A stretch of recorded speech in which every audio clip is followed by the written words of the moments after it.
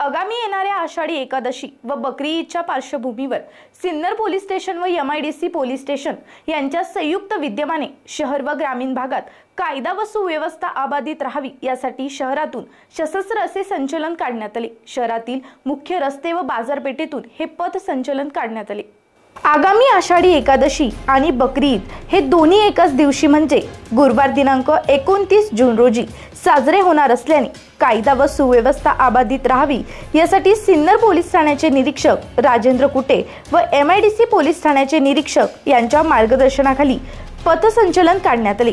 Sinnar police Thane वावी waste, Londhe गल्ली, क्रांती चौक, काजीपुरा, तानाजी चौक, छत्रपती शिवाजी महाराज चौक, नगरपालिका corner मार्गे हे संचलन पुन्हा सिन्नर पोलीस ठाण्यात नेण्यात आले। यावेळी कायदा व सुव्यवस्था अबाधित राहावी, सण उत्सवांना कुठल्याही प्रकारचे गालबोट लावू नये यासाठी सिन्नर शहरातून सदरील संचलन काढण्यात आले। दोन्ही पोलीस ठाण्यातील पोलीस निरीक्षकांसह STI प्रभारी कर्मचारी आदी या संचलनात सहभागी झाले होते।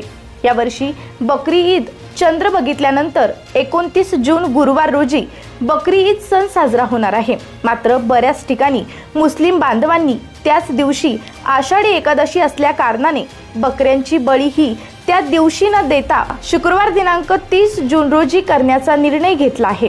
मात्र या दिवशीचा नमाज हा गुरुवार रोजीच ईदगाह मैदानावर पठण करण्यात येणार आहे। मुस्लिम बांधवांच्या या निर्णयाचा सर्व स्तरातून कौतुक देखील होत आहे।